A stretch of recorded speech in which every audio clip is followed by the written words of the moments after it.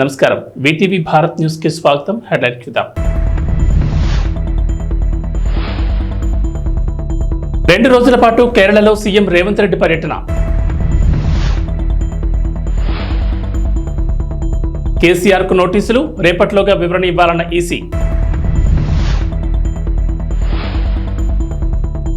భారత ఎన్నికలను ఆసక్తిగా గమనిస్తున్నాం. జర్మనీ ముఖ్యమంత్రి రేవంత్ రెడ్డి 2 రోజుల పర్యటన నిమిత్తం కేరళ వెళ్లనున్నారు. బుధవారం ఆయన హైదరాబాద్ నుంచి కేరళకు బయలుదేరనున్నారు. బుధ, గురు 2 రోజుల పాటు ఆయన అక్కడే ఉండనున్నారు. కేరళలో లోక్సభ ఎన్నికల ప్రచారంలో రేవంత్ రెడ్డి పాల్గొనున్నారు.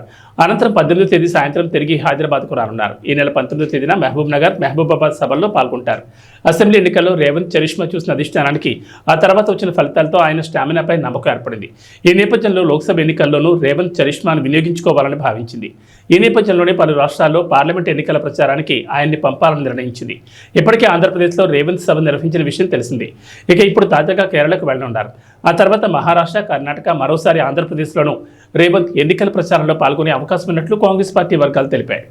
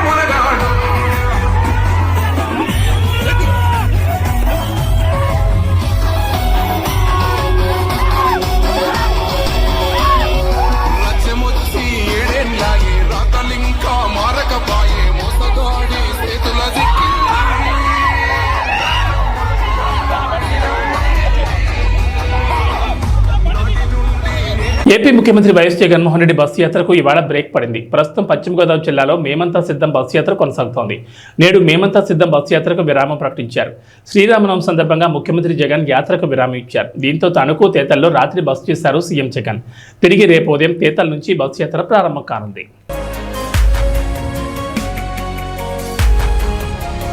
లోక్సభ ఎన్నికల వేళ బీఆర్ఎస్ కు బిగ్ షాక్ తగిలింది. బీఆర్ఎస్ అధినేత మాజీ సీఎం కల్వకుంట్ల చంద్రశేఖరరావుకు ఎన్నికల సంఘం నోటీసులు జారీ చేసింది. ఎన్నికల ప్రచారం సందర్భంగా ఏప్రిల్ 5న సిరిసిల్లలో బీఆర్ఎస్ అధినేత కేసీఆర్ పరుష పదాలతో చేసిన కామెంట్లను సీరియస్గా తీసుకున్న సీఈసీ కేసీఆర్కు నోటీసులు జారీ చేసింది. పార్టీ అధినేతగా గతంలో ముఖ్యమంత్రిగా పనిచేసిన కేసీఆర్ ఎన్నికల ప్రవర్తన నియమావళిని ఉల్లంఘించారని, అందుకు తగిన ప్రాథమిక ఆధారాలను కమిషన్ పరిశీలించిందని EC principal secretary Avinash Kumar నోటీసులో పేర్కొన్నారు. ఈ నోటీసుకు గురువారం ఉదయం 11 గంటల వరకు కమిషన్కు చేరేలా వివరణ ఇవ్వాలని నోటీసులో పేర్కొన్నారు. తెలంగాణ కాంగ్రెస్ వైస్ ప్రెసిడెంట్ నిరంజన్ నుంచి వచ్చిన ఫిర్యాదు మేరకు రాష్ట్ర ఎన్నికల ప్రధానాధికారితో పాటు సిరిసిల్ల జిల్లా ఎలక్షన్ ఆఫీసర్ నుంచి వాస్తవాలతో కూడిన రిపోర్టును తెప్పించుకున్న తర్వాత ఈ నోటీసు జారీ చేయాల్సి వచ్చిందని అవినాష్ కుమార్ పేర్కొన్నారు. పీసీసీ ఉపాధ్యక్షుడు నిరంజన్ నుంచి ఈ నెల 6న ఫిర్యాదు వచ్చిందని, అందులో సిరిసిల్లలో కేసీఆర్ చేసిన పరుష పదజాలాన్ని ప్రస్తావించారన్నారు.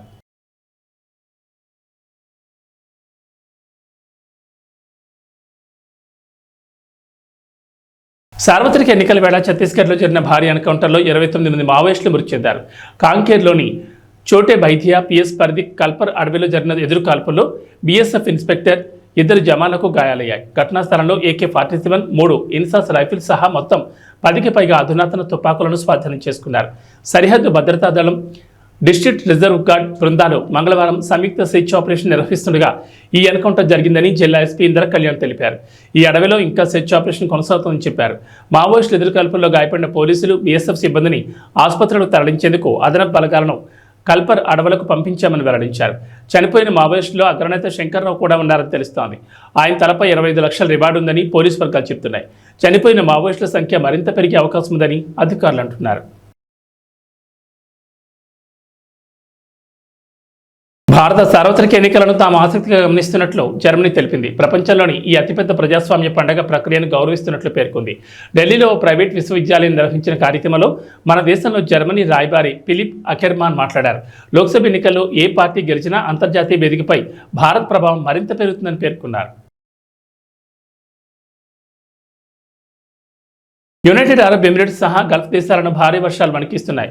యూఏఈలో రహదారులపై భారీగా వరదలు చేరడంతో రాకపోకలు నిలిపివేశారు. వమన్లో వరదల వల్ల మృతి చెందిన వారి సంఖ్య 18కి చేరింది.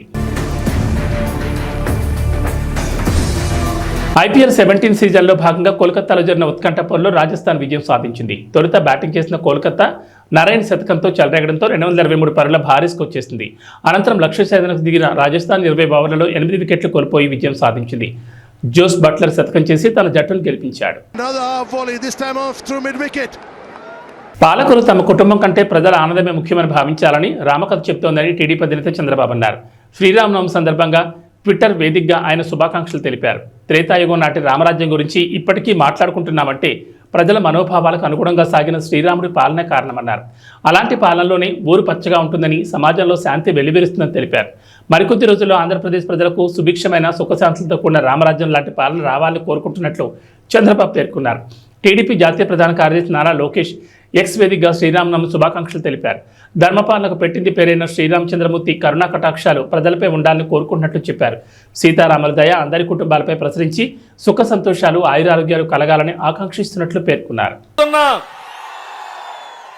దానికి ఎక్సర్సైజ్ ఏంటంటే అతను దుబ్బేశాడంటే 1 లీటరు రక్తం 1 లీటర్ రక్తం 1 లక్ష రూపాయలు అంటే 1 లీటర్ రక్తం ఈక్వల్ టు 1 లక్ష రూపాయలు. మీకు ఇచ్చిన డబ్బులుంటే ఒక పువ్వు అంటే 1 లక్ష రూపాయలు. ఈ రెండు లెక్కేయండి. మీకు ఇచ్చిందంత దొబ్బేసిందంత ఈ రెండు లెక్కేసుకుని అప్పుడు వస్తే ఎవరొచ్చినా నువ్వేమిచ్చమ్మా ఆడబిడ్డలున్నారు. నేను ఎప్పుడు చెప్పేవాడిని, ఎవరు ఎన్ని చెప్పినా బెస్ట్ ఫైనాన్స్ మినిస్టర్స్ భారతదేశానికి ఫైనాన్స్ మినిస్టర్ నిర్మలా సీతారామన్ కంటే తెలివైన వాళ్ళు మా ఆడబిడ్డలు. మగవాళ్ళు డబ్బులు ఇస్తే మీరు సంపాదించే డబ్బులు చూస్తే ఎంత పిల్లల చదువుకు పెట్టాలి, నిత్యావసర వస్తువులు ఎంత పెట్టాలి, కరెంటు ఛార్జీలు ఎంత కట్టాలి, బడ్జెట్ తయారు చేసి అవసరమైతే మిగలబెడతామా లేకపోతే అప్పు చేస్తామా మొత్తం వడ్డీ కరెక్ట్ గా లెక్కేసేది మా ఆడబిడ్డలు. అవునా కాదా తల్లి? ఇప్పుడు మీరు లెక్కేయాలి. మీ ఇంట్లో మగవాళ్ళను కూర్చొని పెట్టాలి. మొత్తం మీ ఇంట్లో నేను చెప్పిన లెక్కలన్నీ వేయండి. మొట్టమొదటిది మందు. సార్వత్రిక ఎన్నికల నేపథ్యంలో ఏపీలో ఎన్నికల ప్రచారం ఊపందుకుంది. అధికార ప్రతిపక్ష పార్టీలు ప్రచారాన్ని ఉధృతం చేస్తున్నాయి. ఈ క్రమంలో తెలుగుదేశం జాతీయ అధ్యక్షుడు నారా చంద్రబాబు నాయుడు, జనసేనాని పవన్ కళ్యాణ్ బుధవారం కృష్ణా జిల్లాలో ఉమ్మడి ప్రచారం చేయనున్నారు. ప్రజాకాలం ఎన్నికల ప్రచారంలో భాగంగా పెడన, మచిలీపట్నంలో రోడ్ షో, బహిరంగ సభలు నిర్వహిస్తారు.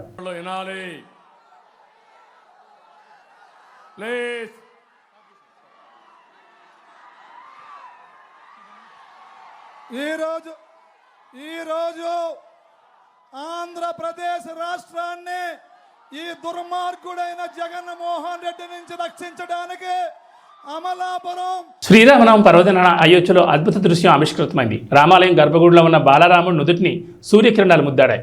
సూర్యాభిషేకం, సూర్యతిలకంగా వ్యవహరిస్తున్న ఈ అద్భుత దృశ్యాన్ని రామభక్తులు కనులారా వీక్షించారు.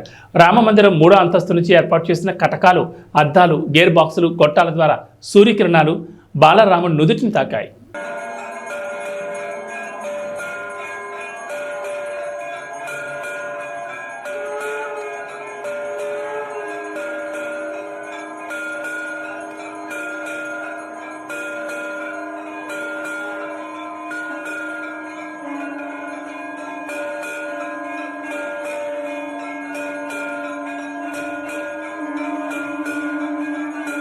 శ్రీరామనవమి పర్వదిన సందర్భంగా హైదరాబాద్లో శోభాయాత్ర కన్నుల పండుగ జరుగుతోంది. అయోధ్య బాలరాముని ప్రతిరూప విగ్రహాన్ని ఈ యాత్రలో ప్రత్యేకంగా ఆకర్షించనుంది. అయోధ్య వెళ్లి దర్శించని భక్తుల కోసం శ్రీరామనవమి సందర్భంగా ప్రత్యేక బాలరాముని విగ్రహాన్ని నిర్వాహకులు ఆనంద్ సింగ్, పప్పు సింగ్ ఆధ్వర్యంలో ఏర్పాటు చేశారు. దూల్పేట నుండి హనుమాన్ వ్యాయామశాల వరకు జరిగే ఈ శ్రీరామ శోభాయాత్రలో ఈ విగ్రహం ప్రత్యేక ఆకర్షణగా భక్తులకు దర్శనమివ్వనుంది.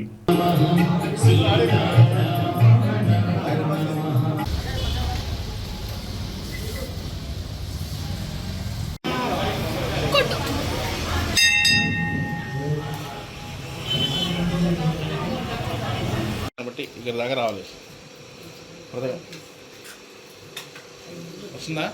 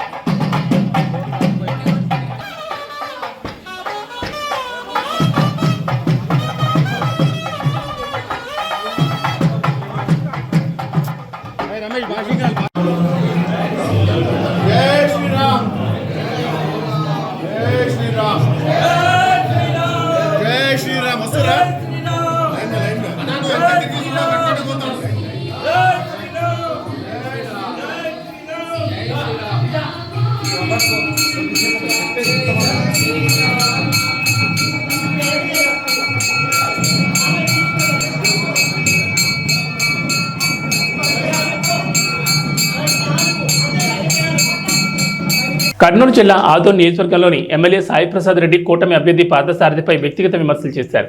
ఈ సందర్భంగా మాట్లాడుతూ 3 వారాలు జైలు శిక్ష అనుభవించి 5 పెళ్లిళ్లు చేసుకున్న పార్థసారథిని ఆదోని నియోజకవర్గం నుంచి తరిమి కొట్టాలని అన్నారు. కులం మతం పేరుతో చిచ్చు పెడుతున్నారని, కూటమి అభ్యర్థి పార్థసారథిని ఆదోని నియోజకవర్గం ప్రజలు ఓటు ద్వారా బుద్ధి చెప్పాలని ప్రచార సభలో తెలిపారు. ఆయన అలాంటి పరిస్థితుల్లో మమ్మల్ని నాకు 100 ఎకరాల భూమి ఉందంట, ఆ 100 ఎకరాల కోసం సాధారణంలో సర్పంచ్ని చేయలేదంట. ఈ విధంగా ఈ రోజు ఎన్నో అబద్ధాలు చెప్పి ముందుకు పోతున్న పరిస్థితి ఈ రాష్ట్రంలో ఉందని చెప్పేసి కూడా నేను చెప్పడం జరుగుతుంది. ఎందుకంటే ఏ విధంగా అంటే చంద్రబాబు నాయుడు కానీ పార్థసారథి కానీ ఏదున్నా కూడా ఏం చేస్తా అంటే నిజాలు చెప్తే తల 1000 ముక్కలు అవుతుంది. అలాంటి పరిస్థితి ఉంది కాబట్టి అన్ని అబద్ధాలు చెప్పి అధికారంలోకి రావాలని చేసే ప్రయత్నం చేస్తా ఉన్నారు. ఒకటి పార్థసారథి నిన్ను తరిమి కొట్టే పరిస్థితి ఎంతైనా ఉంది. మా ప్రజలు ఎవరు కూడా మీ అలాంటి వాళ్ళు ఒప్పుకునే పరిస్థితి లేదు. నువ్వు చిత్తూరు నుంచి వచ్చి ఆదూరులోన నువ్వు పోటీ చేస్తా అంటే మా వాళ్ళంతా కూడా నీ వైపు ఉండి ఓట్లేస్తా అని చెప్పేసి ఆలోచన చేస్తా ఉన్నామేమో. అవన్నీ జరిగే పరిస్థితి లేదు. ఏదున్నా నీ అబద్ధాలు ఎవరు నమ్మే పరిస్థితి లేరు. ఏదున్నా కూడా ఈ రాష్ట్రంలో జగన్మోహన్ రెడ్డి గారిని ఆయన చేసే కార్యక్రమాలని ప్రతి వారం మెచ్చుకున్నారు. జగన్మోహన్ రెడ్డి కావాలనుకుంటున్నారు. ఏదున్నా కూడా మహిళలను కానీ పేదలను కానీ గుర్తించే పరిస్థితి ఒక్క జగన్మోహన్ రెడ్డి కాక నీలాంటి మూర్ఖులు కాదని చెప్పేసి చెప్పడం జరుగుతుంది. ఎక్కడికి పోయినా కూడా నువ్వేం చేస్తా ఉన్నావు, నీకు జనాలే 60-70 మంది వెనకొస్తారు.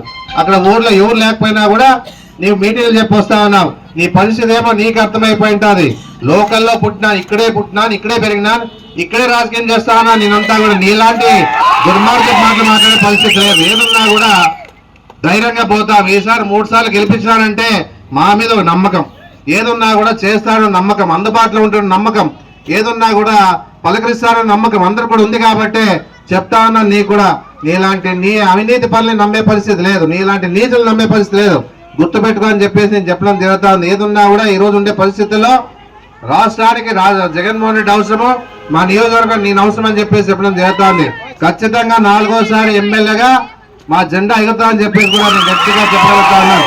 ఏదున్నా ఇక్కడ ఉన్నటువంటి ప్రతి పేదవాళ్ళకి, బీసీ, ఎస్సీ, ఎస్టీ, మైనార్టీలకి మేము సపోర్ట్ గా నిలబడతా ఉన్నాం. ఏదున్నా కూడా ఇది ఉండే పరిస్థితుల్లో జగన్మోహన్ రెడ్డి 200 సీట్లు ఉన్నాయి, 20 సీట్లు ఎంపీ సీట్లు ఉంటే 170 సీట్లు ఎమ్మెల్యే సీట్లు ఉంటే దాదాపుగా 100 సీట్లు బీసీ, ఎస్సీ, ఎస్టీ, మైనార్టీకి ఇచ్చిన ఘనత జగన్మోహన్ రెడ్డి అని చెప్పేసి బొజ్జల గోపాలకృష్ణారెడ్డి, బొజ్జల హరినాథరెడ్డి లాగా హుందా రాజకీయాలు చేయడం నేర్చుకోవాలని శ్రీధర్ రెడ్డి యువత విభాగం నాయకులు, టీడీపీ, జనసేన, బీజేపీ ఉమ్మడి కూటమి ఎమ్మెల్యే అభ్యర్థి బొజ్జల వెంకట సుధీర్ రెడ్డికి సూచించారు. ఈ సందర్భంగా మీడియా సమావేశం నిర్వహించారు. అనంతరం మాట్లాడుతూ సామాను శ్రీధర్ రెడ్డిపై బొజ్జల సుధీరెడ్డి కుటుంబ విషయాలు, వ్యక్తిగత అంశాలపై అనుచితంగా మాట్లాడడం సంస్కారం కాదన్నారు. వారి నాన్న బొజ్జల గోపాలకృష్ణారెడ్డి, వారి చిన్నాన్న బొజ్జల హరినాథరెడ్డి గత 35 ఏళ్లుగా శ్రీకాళహస్తిలో హుందాతనంగా రాజకీయాలు చేసినట్లు గుర్తు చేశారు.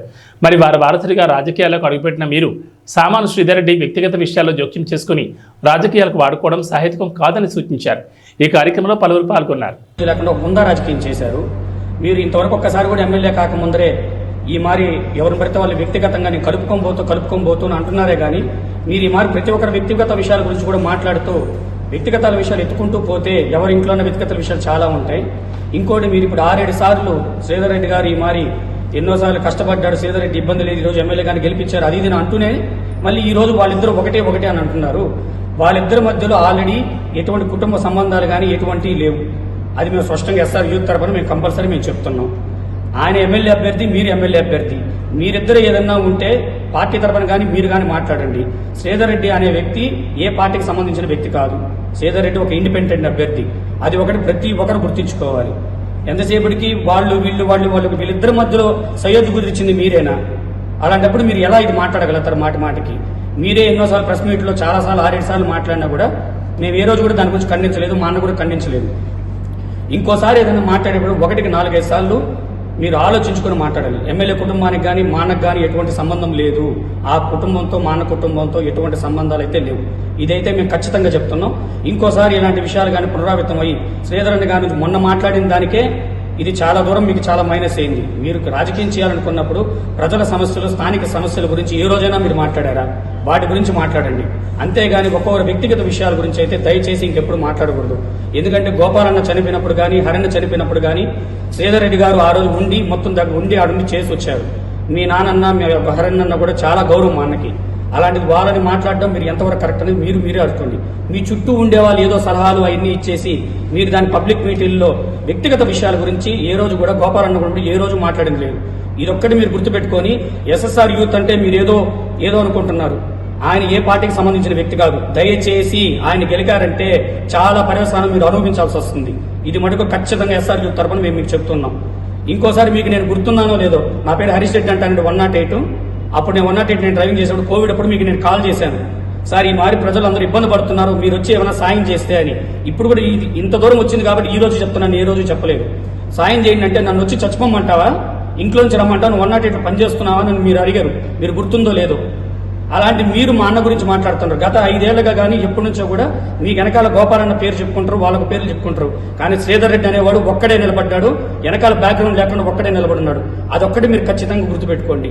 ఇంకోసారి ఈ 5 ఏళ్లలో కాదు 10 ఏళ్లలో కూడా శ్రీధర్ రెడ్డి లోకల్గానే ఉంటున్నాడు. గుళ్ళకి కానీ గోపురాలకు కానీ యువతలో క్రీడాభివృద్ధి కానీ తీసుకురావాలని ముందున్నాడు. దయచేసి ఏ పార్టీలతో శ్రీధర్ రెడ్డిని ముడిపెట్టద్దు.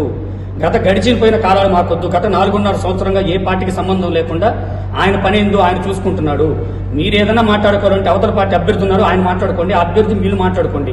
ఇంకొకసారి దయచేసి మా అన్న గురించి కానీ మాట్లాడితే మటుకు మర్యాద ఉండదు. అదొక్కటి మీరు ఖచ్చితంగా గుర్తుపెట్టుకోవాలి. ఇంకోసారి కానీ ఇదే ఫైనల్ మీకు చెప్తున్నాం.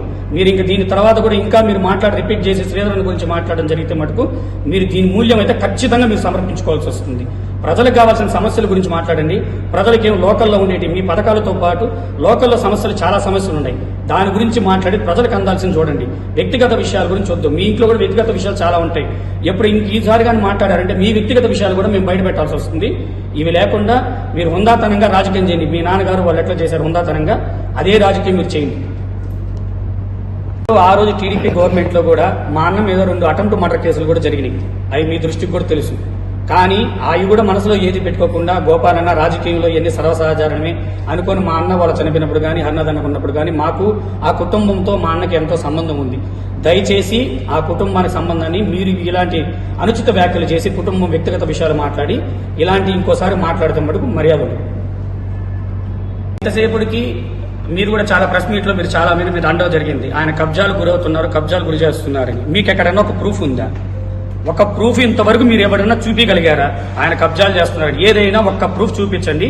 దాని మీటింగ్ నేను మా అన్నగారిని తీసుకొచ్చి మీకు ముందరే నేను నిలబెడతాను. మా అన్నే మీకు సమాధానం చెప్తాడు. ఏ రోజు కూడా మా అన్న ఇక్కడ కూడా కబ్జాలు చేయలేదు, ఏది ఎటువంటి సంబంధం. మీకు ఏదైనా ప్రూఫ్ ఉంటే మీరు తీసుకురండి. ఇంకోటి కూడా ఎమ్మెల్యే గారికి మా అన్నగారికి ఎటువంటి సంబంధం లేదు. వాళ్ళ కుటుంబం వీళ్ళ కుటుంబం ఆర్థికంగా కానీ వాటిలో కూడా అన్ని తెగదంపులు జరిగిపోయినాయి. మీరు ఇంకోసారి కానీ ఎమ్మెల్యే కుటుంబానికి మా అన్న కుటుంబానికి లింక్ చేయొద్దు, దయచేసి మీకు చెప్తున్నాము. అది సబ్జెక్ట్. మాకు ఎటువంటి పార్టీ సంబంధం లేదు, కానీ వ్యక్తిగత విమర్శలు చేయకూడదు.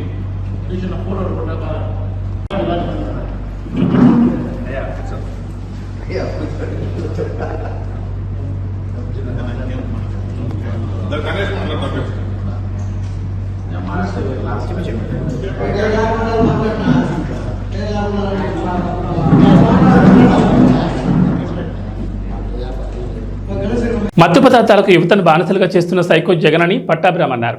నర్సీపట్నంలో నిర్వహించిన టీడీపీ యువశక్తి కార్యక్రమంలో ప్రభుత్వ తీరును టీడీపీ జాతీయ అధికార ప్రతినిధి పట్టాభి విమర్శించారు. అమలు కాని హామీలు ఇచ్చి రాష్ట్ర ప్రజలను మోసం చేసిన వ్యక్తి జగన్ రెడ్డి అన్నారు. జాబ్ క్యాలెండర్ పేరుతో యువతను మోసం చేశారని, ఆంధ్ర అంటే ఇతర ప్రాంతాల వారు శీలావతి గంజాయి గురించి మాట్లాడుకుంటున్నారని అన్నారు. జగన్ రెడ్డి చేసేది బస్సు యాత్ర కాదు, తూసి యాత్ర అని ఎద్దేవా చేశారు. నిన్ను జైలుకు పంపించడానికి జనాలు సిద్ధంగా ఉన్నారని పట్టాభి అన్నారు. ఎక్కడా కూడా ఏది నెరవేర్చినటువంటి పరిస్థితి. మీరు ఎవరైనా జాబ్ క్యాలెండర్ చూసారా 5 సంవత్సరాల్లో? ఏ సంవత్సరం టంచనగా జనవరి మాసంలో జాబ్ క్యాలెండర్ విడుదల చేశారా? విడుదల చేయకపోగా ఇవాళ రాష్ట్రంలో ఉన్నటువంటి యువత అందరినీ కూడా తన సొంత ఖజానాన్ని నింపుకోవటం కోసం మత్తు పదార్థాలకి బానిస చేస్తా ఉన్నాడు ఈ సైకో. గతంలో ఆంధ్ర రాష్ట్రం అంటే ఐటీ కంపెనీలకి చిరునామాగా ఉండేది, పెట్టుబడులకి ఒక ఫేవరెట్ డెస్టినేషన్ గా ఉండేది. అటువంటి బ్రాండ్ ఇమేజ్ ని పూర్తిగా నాశనం చేసి ఇవాళ ఆంధ్ర రాష్ట్రం అంటే శీలావతి గంజాయి గురించి మాట్లాడుకుంటా ఉన్నారు. నిజంగా ఎంత సిగ్గుచేటండి. ఆ రోజున నారా చంద్రబాబు నాయుడు గారు ఉత్తరాంధ్ర ప్రాంతంలో ఉన్నటువంటి మన బిడ్డలందరికీ మంచి ఉపాధి అవకాశాలు కల్పించాలని చెప్పి అనేక పరిశ్రమల్ని ఉత్తరాంధ్ర ప్రాంతానికి తీసుకొస్తే వాటన్నిటిని వెనక్కి తరివేసి ఈ రోజున గంజాయికి ఒక అడ్డాగా మార్చాడు ఉత్తరాంధ్ర ప్రాంతాన్ని. ఇక్కడ ఉన్నటువంటి యువత అందరి నోట్లో మట్టి కొట్టాడు ఈ రాష్ట్ర ముఖ్యమంత్రి. 2 వారాల క్రితం మీరు చూశారు కదా, బ్రెజిల్ నుంచి ఏమొచ్చింది విశాఖపట్నానికి? 25,000 టన్నుల మాదక ద్రవ్యాలు. 25,000 టన్నులు. 1 కాదు 2 కాదు. గతంలో ఉత్తరాంధ్ర ప్రాంతంలో అటువంటి నాకు కొండంత ధైర్యాన్ని ఇచ్చింది.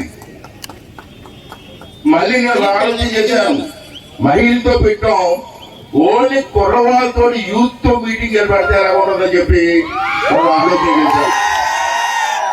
అదే సీఎం రమేష్ గారికి చెప్పాను, మా కుర్రవాళ్ళందరూ ఒకసారి పిలుస్తానండి, వాళ్ళ స్పందన కూడా చూద్దాం అని చెప్పి పిలిస్తే ఈవేళ నేను ఊహించిన దానికంటే ఎక్కువ మంది వచ్చి ఈవేళ మమ్మల్ని మీరు ఆశీర్వదిస్తున్నారంటే మీ అందరికీ కూడా మనస్ఫూర్తిగా ధన్యవాదాలు తెలుపుతామని చెప్పి ఈ సందర్భంగా మనం చేస్తున్నాను.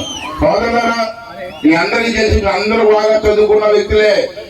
ఇక్కడికి మీరు వచ్చిన దాంట్లో 198.9% మంది చదువుకున్న కుర్రవాళ్ళు ఉన్నారు. ఈ చదువుకున్న కుర్రవాళ్ళందరూ కూడా ఒక ఆలోచన చేయాలా. ఇలా పార్టీ గురించి మాట్లాడుతున్నప్పుడు ఏ పార్టీ సిద్ధాంతాలు బాగున్నాయి ఆలోచన చేయవలసిన అవసరం ఉంది. చంద్రబాబు గారి నాయకత్వంలో ఎన్నో కాలేజీలు పెట్టాం, ఇంజనీరింగ్ కాలేజీ పెట్టాను.